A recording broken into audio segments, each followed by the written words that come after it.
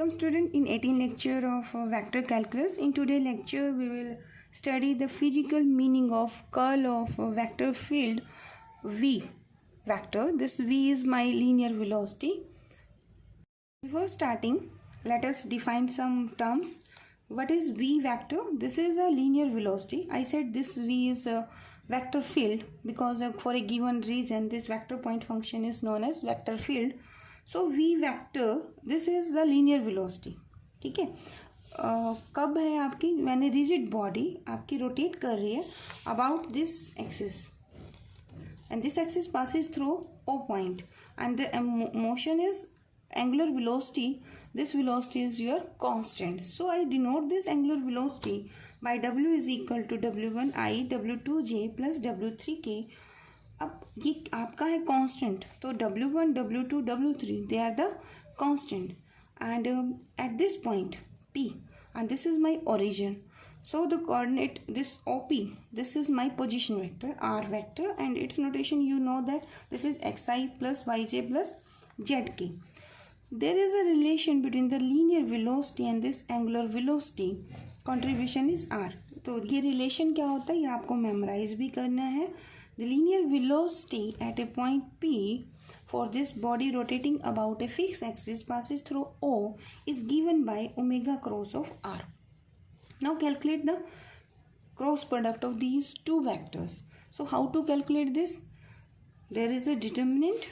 I have written this one I, J, K. This is the cross product. So it will be solved by a determinant. And first number पे कौन है? That here is omega. I defined this is omega 1 I, omega 2 j, omega 3 k. तो w1 w2 w3 I के साथ जो है w1 वो यहाँ पुट कर दिया.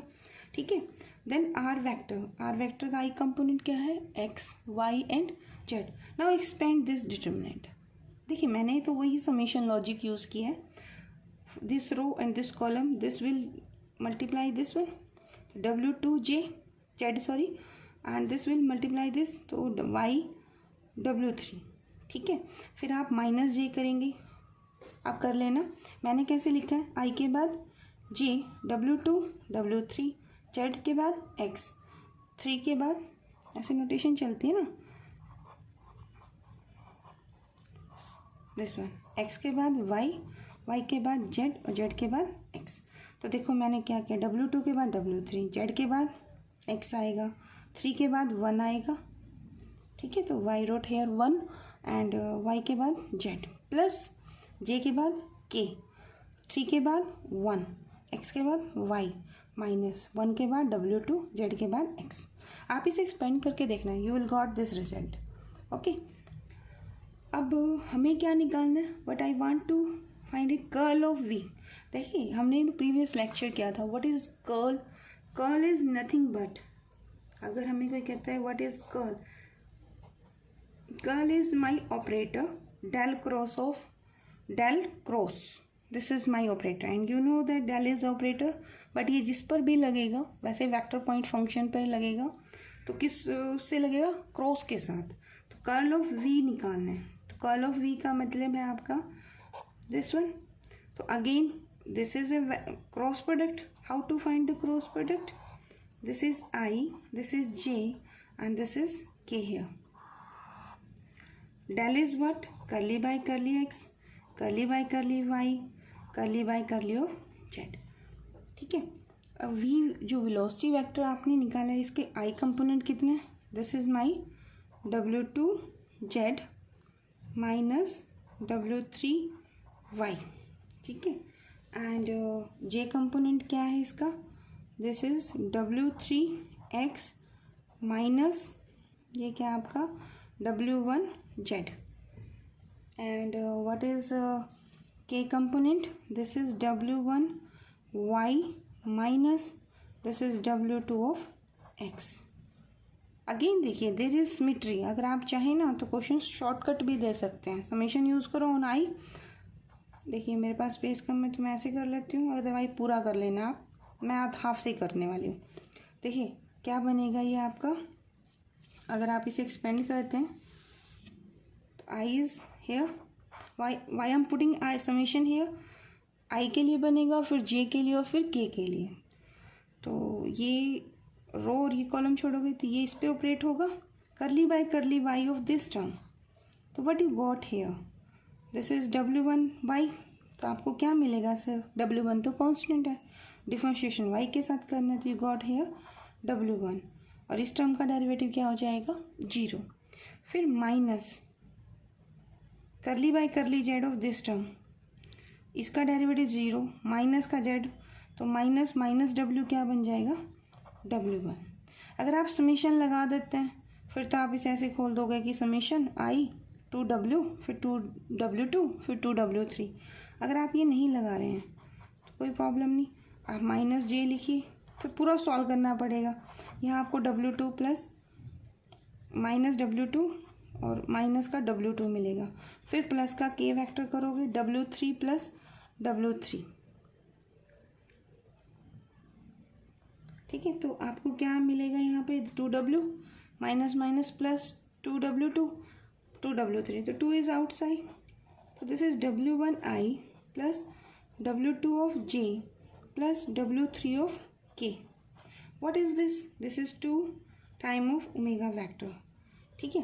यानी कि कर्ल ऑफ V वेलोसिटी अगर रिप्रेजेंट कर रहा है लीनियर वेलोसिटी, तो curl of this is 2 time of angular velocity, या यू कैन से कि angular velocity of a rigid body rotating about a fix point is half of the curl of linear velocity, ठीक है। अब हमने case किया था motion V is a vector point function and this is irrotational, तो उसमें हमने आपको एक रिजल्ट बताया था कि V ई वेक्टर या V vector point field this is irrotational वो होता है बच्चों जिसमें एंगुलर वेलोसिटी क्या होती है उसकी 0 होती है, ठीक है। तो इस इन दैट केस अगर इरोटेशनल है तो इसका curl of this V angular velocity अगर 0 है तो क्या बन जाएगा, दिस इज इक्वल टू 0, ठीक है। तो ये रिजल्ट हमने पहले कर लिया था बट वो यहाँ से ड्राइव हुआ है। तो लेट अस टेक तो important question which is asked in examination. Question is, show that R key and R vector is irrotational, where this R vector is given by this and the magnitude is without arrow, and this is very important. It is asked in MDU, Kusheta University and BTech also. So how to start this, there are 2 ways, ठीक है, but मैं simple करूँगी इसमें। I will first calculate this vector point function, ठीक है। R की n तो आपको पता है, this is scalar point function, r vector है, तो आर वेक्टर के साथ इसे लिखिए और बताइए मुझे ये क्या बनता है वेक्टर पॉइंट फॉर्म में। सो आर की n r vector is equal to x r की एन आई वाई आर की n j plus z r की एन के वेक्टर, ठीक है। तो this is my F vector, एक तरह से ये कह सकते हो। अब ये वेक्टर पॉइंट फंक्शन क्या गिवन है, दिस इज इरोटेशनल, ये कोई जो ना इरोटेशनल देगा, ये भी कह सकता है इरोटेशनल वेक्टर फील्ड, अगर रीजन मेंशन है तो हो जाएगा, ठीक है। तो the vector V F is said to be irrotational, कब, when it's curl is equal to 0, ठीक है। तो right this condition. Now this F vector मुझे प्रूव करना है कि दिस वेक्टर इज इरोटेशनल, तो कर्ल ऑफ एफ अगर मैं इसमें दिखा दूं कि दिस इज 0 वेक्टर तो प्रूफ हो जाएगा कि F is a irrotational. So I have calculated here, I wrote here sorry, curl of F vector, how to find the curl, I J K del है ना, तो करली बाई करली x करली बाई करली वाई करली by curly Z, ठीक है। मैं अब मेंशन नहीं कर रही, अगर आप फर्स्ट टाइम एग्जाम में मान लो याद आता है तो first you will define the del operator, क्योंकि यहाँ तो हम नहीं डिफाइन कर रहे व्हाट इज़ डेल, क्योंकि मैंने प्रीवियसली आपको बता दिया। पर एग्जामिनेशन में अगर सब्जेक्टिव पेपर आप कर रहे हो तो you should mention what is del, del is your vector operator, और इसकी जो नोटेशन है वो आपको मेंशन करनी है, गॉट इट, ठीक है। देन एफ वेक्टर का आई कंपोनेंट क्या है, एक्स आर की n, I wrote it here, y are की एन प्लस जेड आर की एन, तो जेड आर की एन, ठीक है। नाउ एक्सपेंड दिस डिटर्मिनेंट, तो how to expand this, i is here, ठीक है, देन दिस रो छोड़ दोगे आप और फिर आप ये कॉलम छोड़ दोगे, तो क्या बनेगा, दिस करली by curly Y operating on, किस पर अप्लाई करोगे, जेड आर की एन पर, ठीक है, minus curly by curly Z operating on Y are की N, this curly bracket. Now you can write I के साथ जे, वाई के बाद जेड के बाद एक्स, मतलब पूरा लिखोगे आप, बट वो बहुत लंबा जाएगा. मुझे पता है, देखिए इस क्वेश्चन में एवरीवेयर सिमेट्री है, तो ऐसे क्वेश्चंस को ईजिली अगर करना है तो राइट हेयर समेशन साइन, जो आंसर आएगा बाद में हम उसे सॉल्व कर देंगे. तो I will only calculate this one, बाकी जो बनेगा समेशन के साथ I will expand the summation on the resultant, ठीक है. उससे ही क्वेश्चन ईजिली आप कर सकते हो, बड़ा ईजी सॉल्व हो जाएगा और बहुत बार ये क्वेश्चन पूछा जाता है. Now the question is how to do this. First write this, देखिए इक्वल के नीचे इक्वल, समेशन आई मैं बाहर रखती हूँ, I will simplify only inside terms. Differentiation किसके साथ है, वाई के साथ, तो how to differentiate with respect to y. देखिए जब डिफरेंशिएशन वाई के साथ करेंगे, z and x are treated as constant, तो ये कांस्टेंट है तो जेड तो एज इट इज. आर की एन का डेरिवेटिव, तो पहले फंक्शन का डेरिवेटिव करोगे, पॉलिनोमियल फंक्शन है, एन आर की एक कम है ना, और इनसाइड टर्म में क्या लिखोगे बच्चों, curly are by curly x, sorry here y के साथ कर रहे हैं ना, तो I will write here curly are by curly of y, minus when you differentiate with respect to z, y is treated as constant, r की n का derivative क्या आएगा, एन आर की एक कम करो n minus one into derivative of inside term with respect to, किसके साथ है डेरिवेटिव, जेड के साथ, तो you will write this is curly are by curly of Z, this braces start, this close. In first lecture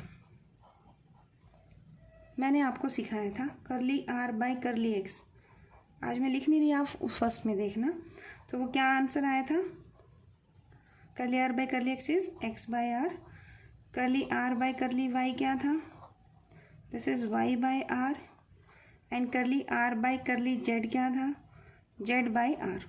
6 line बनेंगी बच्चों इसकी. तो जब ऐसा क्वेश्चन हो, मैंने आपको बोला था कि ये 6 लाइनें, तो आप 6 लाइन तो एवरीवेयर कर दो, तो I am picking the direct result there. अब इक्वल के नीचे फिर इक्वल, यानी कि लेफ्ट हैंड साइड क्या है, curl of F vector, this is equal to summation sign as it is z n, n is here, n is here, तो I can take this outside, so you can take summation. देखिए आपका i पे चलेगा, x पे चलेगा, y पे और z पे, नॉट ऑन r, क्यों, r तो अपने आप में कंप्लीट है ना, तो आप चाहो तो r की n कॉमन भी ले सकते हो, but I will take it outside in the next step, ठीक है. तो i इज हियर, ये करली ब्रैकेट, n तो गया बाहर आपका, ये कौन है बच्चों, this is my z. What is the value of curly r by curly y, this is, देखिए आर की n माइनस वन तो है, curly r by curly y कितना है, this is y by r, write it here, minus this y is here, n outside जा चुका है, r की n minus one, curly r by curly z, this is z by r, this is close, ठीक है. This summation n is outside, summation is here, I is this, y and z, और r की कितना बन गया बच्चों, r की एक कम हो जाएगा ना, तो r की n minus of 2, this is z, this is y, here is y, z, पहले r ही लिख लीजिए, r की एक कम हो जाएगी ना, n minus 2, and this is z. अब देखिए ये टर्म और ये टर्म सेम नहीं है, तो ये कैंसिल आउट इससे, तो ये क्या मिला मुझे, this is n, this is summation i, and inside is 0. Now I will expand this summation, summation खोलूँगी तो क्या बनेगा, 0i 0j 0k, वैसे खोलने की जरूरत नहीं है, समेशन जीरो आई को जीरो लिखेंगे, that is a zero vector. So n के साथ गुना हो भी जाए तो आंसर क्या बनेगा, जीरो वेक्टर। देखो समेशन से कितना ईजिली हो गया। आपको लगता है आपको समेशन नहीं यूज़ करना तो कोई दिक्कत नहीं बच्चों, इसे आप टू टर्म ये 2j की होंगी 2k की होंगी, उनको प्रॉपर सॉल्व करना, यू गॉट द 0 + 0, तो 0 में जोड़ोगे 0 तो answer is 0। So your answer is 0। अब एक चीज़ नोट कीजिए, यही क्वेश्चन मैंने आपको डाइवर्जेंस में करवाया था। If you memorize I wrote there what value of this r की एन आर वेक्टर, मैंने कुछ ऐसे लिखा था, दिस इज इक्वल टू, कुछ आपको कहा था कैलकुलेट करो, तो n+3 इंटू ये आपका बना था r की n, कुछ ऐसा बना था शायद। ठीक है, तो मैं ये क्वेश्चन दो तरीके से पूछा जाता है, या तो ये सीधा पूछ लेगा कि ये आंसर है। बीटेक में से कैसे पूछा था, ये दे दिया कि r की n r vector for what value of this, for what value of n this vector point function is solenoidal. तो डाइवर्जेंस जब आपको सोलेनोइडल करना है तो आपको क्या करना होता है, डाइवर्जेंस इज 0, तो यहाँ पे कंडीशन आई थी n इज इक्वल टू -3। अब क्वेश्चन है कि मैं आपको ये क्यों बता रही हूँ, मैं इसलिए बता रही हूँ कि ये इस क्वेश्चन में ये कह सकता है कि for what value of n, for what value of n this vector point function is irrotational. अब ये देखिए आपका कर्ल आपने निकाला, सीधा 0 आ गया, क्या n पर कोई कंडीशन आपको मिली है, नो। तो this vector is rotational for all n, सभी n की वैल्यूज़ के लिए ये वेक्टर क्या है, दिस इज इरोटेशनल। ठीक है, that's why this question is most important. दोनों फॉर्म में क्वेश्चन आता है तो हमने दोनों फॉर्म में इसे कर लिया। ये क्वेश्चन हमने डाइवर्जेंस वाले लेक्चर में भी किया था। आई होप आपको ये क्लियर होगा। अच्छा, अब तक हमने क्या क्या कर लिया, let us take a review of this one. देखिए हमने किया था कि एफ आपका कोई वेक्टर पॉइंट फंक्शन है या वेक्टर फील्ड है, in that case curl of vector point function हमेशा क्या मिलेगा, that is a vector quantity. F आपका कोई इरोटेशनल वेक्टर है तो curl of F vector is 0। Curl of F अगर 0 है तो एफ हमेशा कैसा वेक्टर होगा, सॉरी हमेशा कोई जरूरी नहीं है कि वो 0 कांस्टेंट होगा। अगर एफ कांस्टेंट है तब हम डेफिनेट है कि इसका कर्ल हमेशा क्या होगा, 0। लेकिन किसी क्वेश्चन में अगर ऐसा हो कि कर्ल 0 है तो क्या एफ हमेशा कांस्टेंट होगा, नहीं, ये जरूरी नहीं है। देखो अभी आपके पास इरोटेशनल वेक्टर था for all value of n, n की वैल्यू आप कुछ भी लो, आर की एन आर वेक्टर हमेशा क्या आ रहा है, कर्ल उसका 0 आ रहा है, तो लेकिन वेक्टर तो 0 नहीं है ना, या कांस्टेंट नहीं है। ठीक है, तो अगर कांस्टेंट है तो कर्ल 0 होगा। अगर वेक्टर का कर्ल 0 मतलब इरोटेशनल वेक्टर है तो उसका कर्ल भी हमेशा 0 होगा। यहाँ मैंने एफ वेक्टर पॉइंट फंक्शन को रीजन आर के लिए बोला है। अगर रीजन आर हो ना तो ये जो आर रीजन होता है ना, इसको बोलते हैं, जो आर रीजन बनते हैं फील्ड आर। ये आर वेक्टर हमारा आर वेक्टर नहीं है एक्स आई वाई जे जेड के, ये आर रीजन गिवन है, जो भी रीजन है जिसके अंदर हम वेक्टर पॉइंट फंक्शन को डिफाइन करते हैं। तो इसको वेक्टर पॉइंट फंक्शन कह सकते हैं, कई बार वेक्टर फील्ड भी कह सकते हैं। सब बुक्स में आप देखना वेक्टर फील्ड लिखा होगा। ठीक है, उसके बाद एक इम्पोर्टेंट टॉप पॉइंट है आपका कंजर्वेटिव वेक्टर फील्ड। कई बार आ जाता है कि क्या ये F vector conservative vector field है, तो कुछ नहीं है, आपको उसका कर्ल निकालना है। अगर उसका कर्ल 0 है तो वो आपका कंजर्वेटिव होगा। ठीक है, इसका एक क्वेश्चन भी है, वो अभी देखते हैं। देखिए तो अगर आपका फील्ड ये कह दिया जाए कि वो कंजर्वेटिव फील्ड है तो एफ वेक्टर किसके बराबर होगा, there exist a scalar point function phi in the whole region r, तो एफ को हम ले लेंगे डेल फाई। ठीक है, नाउ द क्वेश्चन इज ऐसा क्यों होगा, क्योंकि अगर आपका वेक्टर इरोटेशनल है तो उसका कर्ल क्या होगा बच्चों, 0। और ये आपका प्रूफ है, प्रॉपर्टी प्रूफ है कि curl of del phi always 0 vector. Let us take this proof. क्या क्वेश्चन बनेगा, कंजर्वेटिव फील्ड लेने के लिए एफ वेक्टर को हम हमेशा क्या ले लेंगे, डेल फाई। ये कब है, जब आपका एफ क्या दिया हुआ है, that is a conservative field. अगर ये कंजर्वेटिव फील्ड है ना तो ये इरोटेशनल वेक्टर पॉइंट फंक्शन भी है।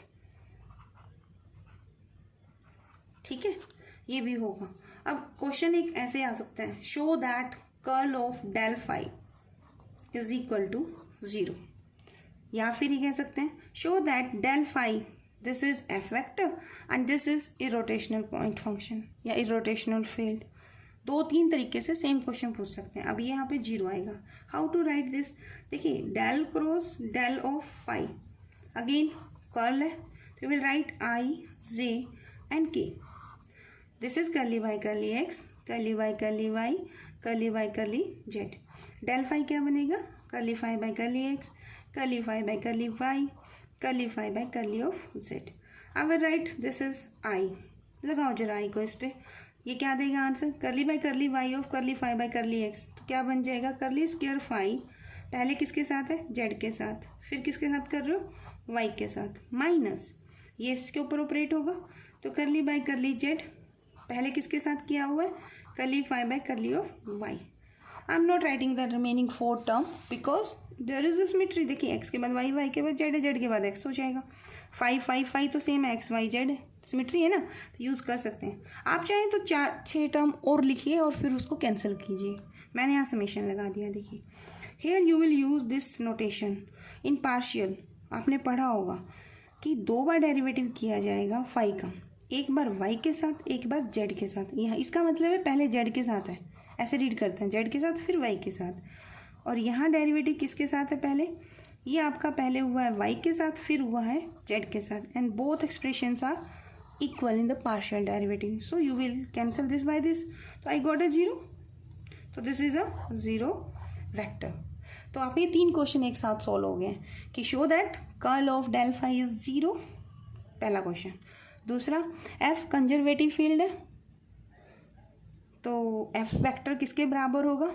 डेल फाई के। ये कंपटीशन क्वेश्चन में होता है कि F is conservative, find the phi scalar point function for this, ठीक है। एंड थर्ड हो गया कि अगर डेल फाई आपका वेक्टर पॉइंट फंक्शन है तो this is always a irrotational vector. तो आई होप ये क्लियर होगा। Thank you.